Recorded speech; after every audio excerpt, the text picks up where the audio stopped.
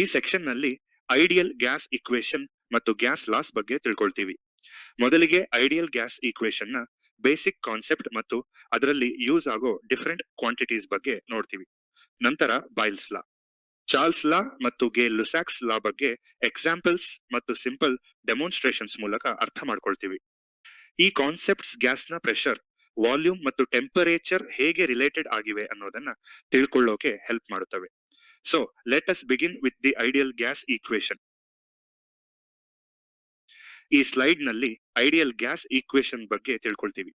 For a given mass of gas, pressure ಮತ್ತು volume ನ product absolute temperature ಗೆ proportional ಆಗಿರುತ್ತೆ. ಈ ರಿಲೇಶನ್ಶಿಪ್ ಅನ್ನು ಐಡಿಯಲ್ ಗ್ಯಾಸ್ ಇಕ್ವೇಶನ್ ಮೂಲಕ ರೆಪ್ರೆಸೆಂಟ್ ಮಾಡ್ತೀವಿ. The equation is P V is equal to MRT. ಇದರಲ್ಲಿ ಪಿ ಅಂದ್ರೆ ಅಬ್ಸೋಲ್ಯೂಟ್ ಪ್ರೆಷರ್, ವಿ ಅಂದ್ರೆ ವಾಲ್ಯೂಮ್, ಎಂ ಅಂದ್ರೆ mass of the gas, R ಅಂದರೆ ಸ್ಪೆಸಿಫಿಕ್ ಗ್ಯಾಸ್ ಕಾನ್ಸ್ಟೆಂಟ್ ಮತ್ತು ಟಿ ಅಂದ್ರೆ ಅಬ್ಸೋಲ್ಯೂಟ್ ಟೆಂಪರೇಚರ್. ಈ ಇಕ್ವೇಶನ್ ಯೂಸ್ ಮಾಡಿ ಪ್ರೆಷರ್, ವಾಲ್ಯೂಮ್, ಮಾಸ್ ಅಥವಾ ಟೆಂಪರೇಚರ್ ನಲ್ಲಿ ಅನ್ನೋನ್ ಇರೋ ಕ್ವಾಂಟಿಟಿಯನ್ನು ಕ್ಯಾಲ್ಕುಲೇಟ್ ಮಾಡಬಹುದು. ಫಾರ್ ಎಕ್ಸಾಂಪಲ್, ಗ್ಯಾಸ್ ನ ಟೆಂಪರೇಚರ್ ಇನ್ಕ್ರೀಸ್ ಮಾಡಿದಾಗ ಕಂಟೈನರ್ ವಾಲ್ಯೂಮ್ ಕಾನ್ಸ್ಟೆಂಟ್ ಇದ್ರೆ ಪ್ರೆಷರ್ ಇನ್ಕ್ರೀಸ್ ಆಗುತ್ತೆ. ಅದೇ ಪ್ರೆಷರ್ ಕಾನ್ಸ್ಟೆಂಟ್ ಇದ್ರೆ ಗ್ಯಾಸ್ ವಾಲ್ಯೂಮ್ ಇನ್ಕ್ರೀಸ್ ಆಗುತ್ತೆ.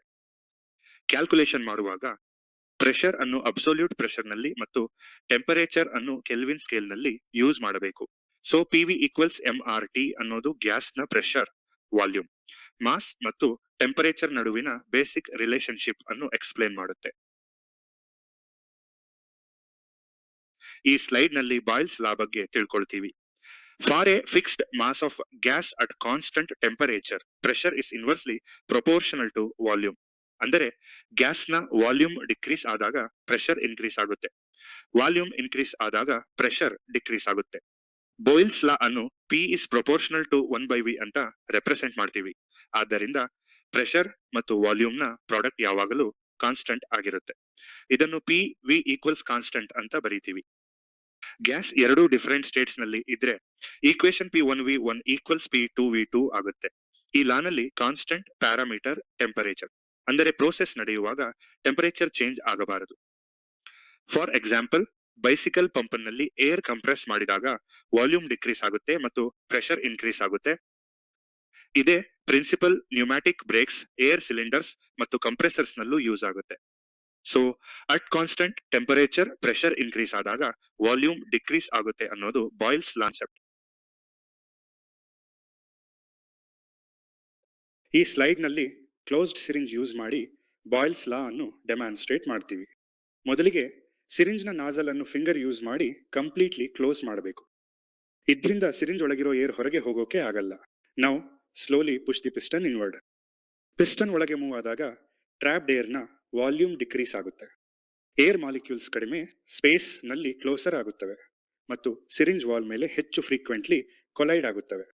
ಇದರಿಂದ ಏರ್ ಪ್ರೆಷರ್ ಇನ್ಕ್ರೀಸ್ ಆಗುತ್ತೆ. ಪಿಸ್ಟನ್ ಅನ್ನು ಇನ್ನಷ್ಟು ಪುಷ್ ಮಾಡಿದಾಗ ಗ್ರೇಟರ್ ರೆಸಿಸ್ಟೆನ್ಸ್ ಫೀಲ್ ಆಗುತ್ತೆ. ಈ ರೆಸಿಸ್ಟೆನ್ಸ್ ಪ್ರೆಷರ್ ಇನ್ಕ್ರೀಸ್ ಆಗ್ತಿದೆ ಅನ್ನೋದನ್ನ ಶೋ ಮಾಡುತ್ತೆ. Now release the piston. Compressed air expand ಆಗೋದ್ರಿಂದ ಪಿಸ್ಟನ್ ಮತ್ತೆ ಹಿಂದಕ್ಕೆ ಮೂವ್ ಆಗುತ್ತೆ. ಸೊ ಟೆಂಪರೇಚರ್ ಅಪ್ರಾಕ್ಸಿಮೇಟ್ಲಿ ಕಾನ್ಸ್ಟೆಂಟ್ ಇದ್ದಾಗ ವಾಲ್ಯೂಮ್ ಡಿಕ್ರೀಸ್ ಆದ್ರೆ ಪ್ರೆಷರ್ ಇನ್ಕ್ರೀಸ್ ಆಗುತ್ತೆ. ಇದು ಬಾಯ್ಲ್ಸ್ ಲಾನ ಪ್ರಾಕ್ಟಿಕಲ್ ಡೆಮಾನ್ಸ್ಟ್ರೇಷನ್. ಈ ಸ್ಲೈಡ್ ನಲ್ಲಿ ಚಾರ್ಲ್ಸ್ ಲಾ ಬಗ್ಗೆ ತಿಳ್ಕೊಳ್ತೀವಿ. For a fixed mass of gas at constant pressure, volume is directly proportional to absolute temperature. ಅಂದರೆ ಗ್ಯಾಸ್ ನ ಟೆಂಪರೇಚರ್ ಇನ್ಕ್ರೀಸ್ ಆದಾಗ ವಾಲ್ಯೂಮ್ ಇನ್ಕ್ರೀಸ್ ಆಗುತ್ತೆ, ಟೆಂಪರೇಚರ್ ಡಿಕ್ರೀಸ್ ಆದಾಗ ವಾಲ್ಯೂಮ್ ಕೂಡ ಡಿಕ್ರೀಸ್ ಆಗುತ್ತೆ. ಚಾರ್ಲ್ಸಸ್ ಲಾ ಅನ್ನು V is proportional to T ಅಂತ represent ಮಾಡ್ತೀವಿ. ಅದರಿಂದ volume divided by absolute temperature ಯಾವಾಗಲೂ ಕಾನ್ಸ್ಟೆಂಟ್ ಆಗಿರುತ್ತೆ. ಇದನ್ನು V/T ಈಕ್ವಲ್ಸ್ ಕಾನ್ಸ್ಟೆಂಟ್ ಅಂತ ಬರೀತೀವಿ. ಗ್ಯಾಸ್ ಎರಡು ಡಿಫರೆಂಟ್ ಸ್ಟೇಟ್ಸ್ ನಲ್ಲಿ ಇದ್ರೆ ಈಕ್ವೇಶನ್ V1/T 1 ಈಕ್ವಲ್ಸ್ V2/T2 ಆಗುತ್ತೆ. ಈ ಲಾ ನಲ್ಲಿ ಪ್ರೆಷರ್ ಕಾನ್ಸ್ಟೆಂಟ್ ಆಗಿರಬೇಕು. ಟೆಂಪರೇಚರ್ ವ್ಯಾಲ್ಯೂಸ್ ಅನ್ನು ಯಾವಾಗ್ಲೂ ಕೆಲ್ವಿನ್ ಸ್ಕೇಲ್ ನಲ್ಲಿ ಯೂಸ್ ಮಾಡಬೇಕು. ಫಾರ್ ಎಕ್ಸಾಂಪಲ್, ಬಲೂನ್ ಒಳಗಿರೋ ಏರ್ ಹೀಟ್ ಮಾಡಿದಾಗ ಅದು ಎಕ್ಸ್ಪ್ಯಾಂಡ್ ಆಗುತ್ತೆ ಮತ್ತು ವಾಲ್ಯೂಮ್ ಇನ್ಕ್ರೀಸ್ ಆಗುತ್ತೆ. Hot air balloons, flexible gas containers ಮತ್ತು ಹೀಟೆಡ್ ಗ್ಯಾಸ್ ಅಪ್ಲಿಕೇಶನ್ಸ್ ಗಳಲ್ಲಿ ಈ ಪ್ರಿನ್ಸಿಪಲ್ ಯೂಸ್ ಆಗುತ್ತೆ. So at constant pressure temperature increase ಆದಾಗ ವಾಲ್ಯೂಮ್ ಇನ್ಕ್ರೀಸ್ ಆಗುತ್ತೆ ಅನ್ನೋದು ಚಾರ್ಲ್ಸ್ ಲಾನ ಮೇನ್ ಕಾನ್ಸೆಪ್ಟ್. ಈ ಸ್ಲೈಡ್ ನಲ್ಲಿ ಬಲೂನ್ ಯೂಸ್ ಮಾಡಿ ಚಾರ್ಲ್ಸ್ ಲಾ ಅನ್ನು ಡೆಮಾನ್ಸ್ಟ್ರೇಟ್ ಮಾಡ್ತೀವಿ. ಇನಿಷಿಯಲಿ ಬಲೂನ್ ಒಳಗೆ fixed mass of air room temperature ನಲ್ಲಿ ಇರುತ್ತೆ. ಈ ಸ್ಟೇಜ್ ನಲ್ಲಿ ಟೆಂಪರೇಚರ್ T1 ಮತ್ತು ವಾಲ್ಯೂಮ್ V1 ಆಗಿರುತ್ತೆ. When heating begins air molecules ನ ಕೈನೆಟಿಕ್ ಎನರ್ಜಿ ಇನ್ಕ್ರೀಸ್ ಆಗುತ್ತೆ. ಮಾಲಿಕ್ಯೂಲ್ಸ್ ಫಾಸ್ಟರ್ ಆಗಿ ಮೂವ್ ಆಗೋದ್ರಿಂದ ಗ್ಯಾಸ್ ಎಕ್ಸ್ಪ್ಯಾಂಡ್ ಆಗೋಕೆ ಸ್ಟಾರ್ಟ್ ಆಗುತ್ತೆ. ಟೆಂಪರೇಚರ್ ಇನ್ಕ್ರೀಸ್ ಆದಾಗ ಪ್ರೆಷರ್ ಅಂದಾಜು ಕಾನ್ಸ್ಟೆಂಟ್ ಆಗಿರುತ್ತೆ ಮತ್ತು ವಾಲ್ಯೂಮ್ V2ಗೆ ಇನ್ಕ್ರೀಸ್ ಆಗುತ್ತೆ. ಇನ್ನಷ್ಟು ಹೀಟ್ ಮಾಡಿದಾಗ ಟೆಂಪರೇಚರ್ T3 ಗೆ ಇನ್ಕ್ರೀಸ್ ಆಗುತ್ತೆ. ಇದರಿಂದ ಗ್ಯಾಸ್ ಇನ್ನಷ್ಟು ಎಕ್ಸ್ಪ್ಯಾಂಡ್ ಆಗಿ ಬಲೂನ್ ಲಾರ್ಜರ್ ಆಗುತ್ತೆ. ಸೊ ಬಲೂನ್ಗೆ ಹೀಟ್ ಸಪ್ಲೈ ಮಾಡಿದಾಗ ಗ್ಯಾಸ್ನ ಟೆಂಪರೇಚರ್ ಇನ್ಕ್ರೀಸ್ ಆಗುತ್ತೆ ಮತ್ತು ಪ್ರೆಷರ್ ಕಾನ್ಸ್ಟೆಂಟ್ ಇರುವಾಗ ವಾಲ್ಯೂಮ್ ಕೂಡ ಇನ್ಕ್ರೀಸ್ ಆಗುತ್ತೆ. ಇದು ಚಾರ್ಲ್ಸ್ ಲಾನ ಸಿಂಪಲ್ ಪ್ರಾಕ್ಟಿಕಲ್ ಡೆಮಾನ್ಸ್ಟ್ರೇಷನ್. ಈ ಸ್ಲೈಡ್ ನಲ್ಲಿ ಗೇ-ಲುಸಾಕ್ಸ್ ಲಾ ಬಗ್ಗೆ ತಿಳ್ಕೊಳ್ತೀವಿ. For a fixed mass of gas at constant volume, pressure is directly proportional to absolute temperature. ಅಂದ್ರೆ ಗ್ಯಾಸ್ನ ಟೆಂಪರೇಚರ್ ಇನ್ಕ್ರೀಸ್ ಆದಾಗ ಪ್ರೆಷರ್ ಇನ್ಕ್ರೀಸ್ ಆಗುತ್ತೆ. ಟೆಂಪರೇಚರ್ ಡಿಕ್ರೀಸ್ ಆದಾಗ ಪ್ರೆಷರ್ ಕೂಡ ಡಿಕ್ರೀಸ್ ಆಗುತ್ತೆ. ಗೇ-ಲುಸಾಕ್ಸ್ ಲಾ ಅನ್ನು P is proportional to T ಅಂತ represent ಮಾಡ್ತೀವಿ. ಆದ್ದರಿಂದ pressure divided by absolute temperature ಯಾವಾಗ್ಲೂ ಕಾನ್ಸ್ಟೆಂಟ್ ಆಗಿರುತ್ತೆ. ಇದನ್ನ P/T ಈಕ್ವಲ್ಸ್ ಕಾನ್ಸ್ಟೆಂಟ್ ಅಂತ ಬರಿತೀವಿ. ಗ್ಯಾಸ್ ಎರಡು ಡಿಫರೆಂಟ್ ಸ್ಟೇಟ್ಸ್ ನಲ್ಲಿದ್ರೆ ಈಕ್ವೇಶನ್ P1/T1 ಈಕ್ವಲ್ಸ್ P2/T2 ಆಗುತ್ತೆ.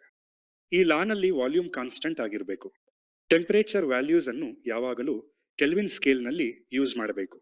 Example pressure cooker, boiler, LPG cylinder ಮತ್ತು ರಿಜಿಡ್ ಗ್ಯಾಸ್ ಟ್ಯಾಂಕ್ ಒಳಗಿರೋ ಗ್ಯಾಸ್ ಹೀಟ್ ಆದಾಗ ವಾಲ್ಯೂಮ್ ಚೇಂಜ್ ಆಗಲ್ಲ.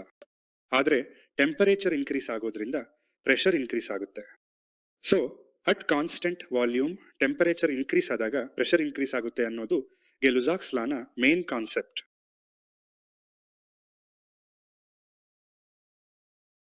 ಈ ಸ್ಲೈಡ್ ನಲ್ಲಿ ರಿಜಿಡ್ ಸೀಲ್ಡ್ ಕಂಟೈನರ್ ಯೂಸ್ ಮಾಡಿ ಗೇ-ಲುಸಾಕ್ಸ್ ಲಾ ಅನ್ನು ಡೆಮಾನ್ಸ್ಟ್ರೇಟ್ ಮಾಡ್ತೀವಿ. ಇನಿಷಿಯಲಿ ಕಂಟೈನರ್ ಒಳಗೆ fixed mass of gas lower temperature T1 ಮತ್ತು ಲೋವರ್ ಪ್ರೆಷರ್ P1 ರಲ್ಲಿ ಇರುತ್ತೆ. ಕಂಟೈನರ್ ರಿಜಿಡ್ ಆಗಿರೋದ್ರಿಂದ ಗ್ಯಾಸ್ನ ವಾಲ್ಯೂಮ್ ಚೇಂಜ್ ಆಗಲ್ಲ. When heating begins gas molecules ನ ಕೈನೆಟಿಕ್ ಎನರ್ಜಿ ಮತ್ತು ಸ್ಪೀಡ್ ಇನ್ಕ್ರೀಸ್ ಆಗುತ್ತೆ. ಮಾಲಿಕ್ಯೂಲ್ಸ್ ಕಂಟೈನರ್ ವಾಲ್ಸ್ಗೆ ಫಾಸ್ಟ್ ಆಗಿ ಕೊಲೈಡ್ ಆಗೋದ್ರಿಂದ ಪ್ರೆಷರ್ P2ಗೆ ಇನ್ಕ್ರೀಸ್ ಆಗುತ್ತೆ. ಇನ್ನಷ್ಟು ಹೀಟ್ ಮಾಡಿದಾಗ ಟೆಂಪರೇಚರ್ T3, T4 ಮತ್ತು T5ಗೆ ಗ್ರಾಜುಯಲಿ ಇನ್ಕ್ರೀಸ್ ಆಗುತ್ತೆ. ಅದೇ ರೀತಿ ಮಾಲಿಕ್ಯುಲರ್ ಕೊಲಿಷನ್ಸ್ ಇನ್ನಷ್ಟು ಫ್ರೀಕ್ವೆಂಟ್ ಮತ್ತು ಫೋರ್ಸ್ಫುಲ್ ಆಗೋದ್ರಿಂದ ಪ್ರೆಷರ್ ಕೂಡ P3, P4 ಮತ್ತು P5ಗೆ ಇನ್ಕ್ರೀಸ್ ಆಗುತ್ತೆ. Through out this process container volume constant ಆಗಿಯೇ ಇರುತ್ತೆ. So in a rigid sealed container temperature increase ಆದಾಗ ಗ್ಯಾಸ್ ಪ್ರೆಷರ್ ಕೂಡ ಡೈರೆಕ್ಟ್ಲಿ ಇನ್ಕ್ರೀಸ್ ಆಗುತ್ತೆ. ಇದು ಗೇ-ಲುಸಾಕ್ಸ್ ಲಾನ ಪ್ರಾಕ್ಟಿಕಲ್ ಡೆಮಾನ್ಸ್ಟ್ರೇಷನ್. ಈ